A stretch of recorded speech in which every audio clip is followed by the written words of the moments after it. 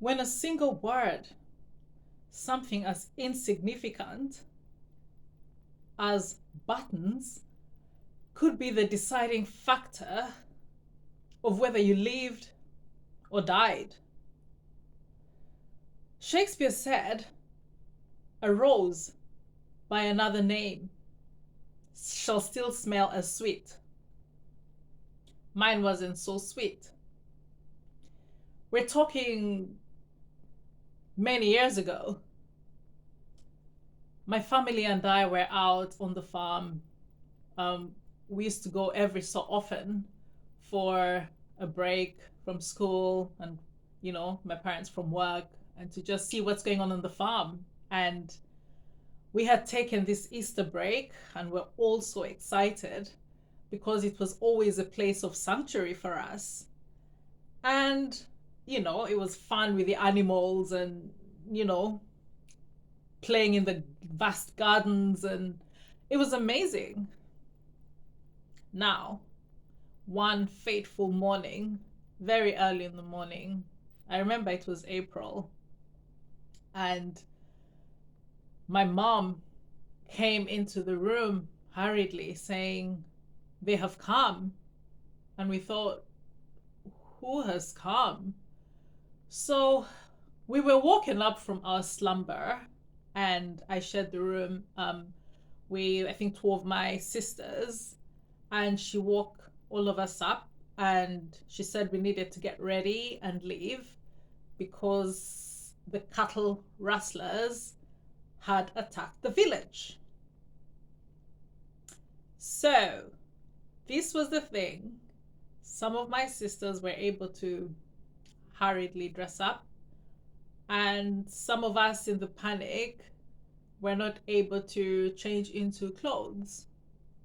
So my mom beckoned us to hurry up, and my dad, my mom, and my other siblings all rushed out of the house because we thought it would be safer than to stay indoors, where if, for example, the cattle rustlers decided to torch the house, at least we're not burning inside.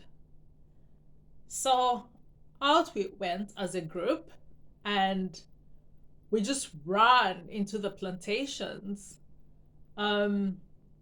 So I don't know how it happened, but somewhere in that hustle, we were split. So my mom, my dad, and two of my other siblings were together. And then I and some of my other siblings, including my elder brother, God rest his soul, were split, and somehow we just forked off into separate directions. By the time we looked back, we didn't know where they were. We tried to look for them, but we were so confused, so frightened, and we could hear gunshots in the area, and we just didn't know what to do. So after a while of running and crouching in the mud, my brother suggested that instead of running about, we look for a place to hide. So we found some bushes and we crouched down there, and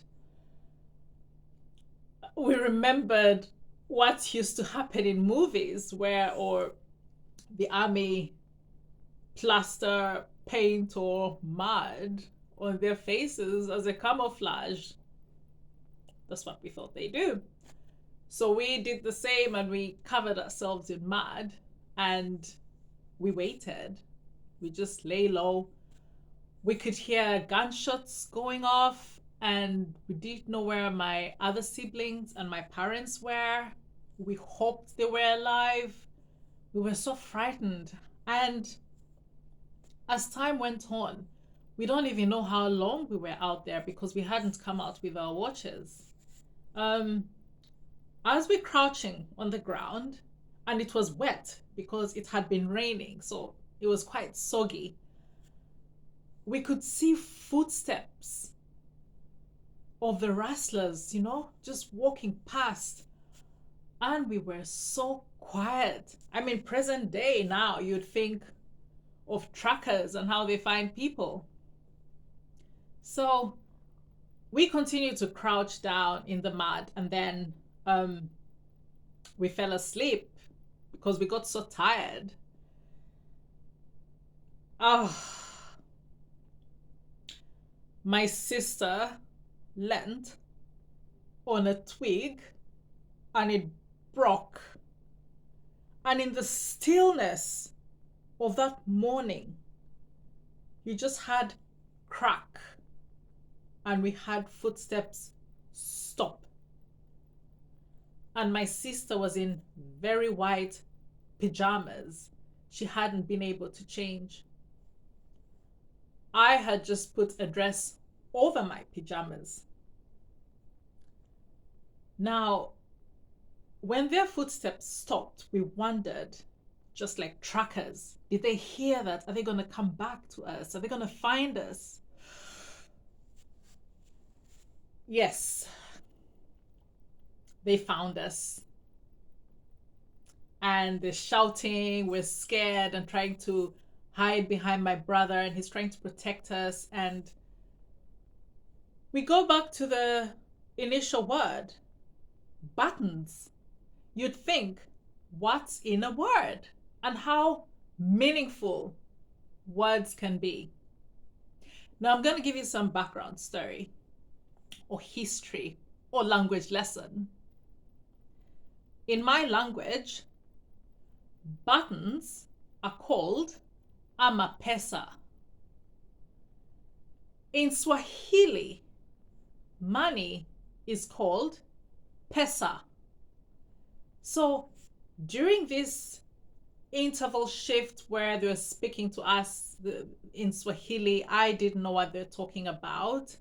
Everyone, my brother was trying to make the matter be a bit more amenable, and the soldiers were getting more agitated and they had guns. So the soldiers said, pesa, pesa. In my innocence, I thought he was saying amapesa, which in my language means buttons. So naturally, I thought, what do we have to lose with a few buttons? So I started to pluck my buttons off my dress and hand them over to him. Of course, he thought I was mocking him. So what did he do? He pointed his rifle to my head. And I'm just standing there transfixed, thinking, I thought he wanted buttons. My brother, rest his soul in peace, spoke to them, negotiated, and I remember he just held the gun down and he said something to the officer. And guess what the bargaining chip was? His shirt.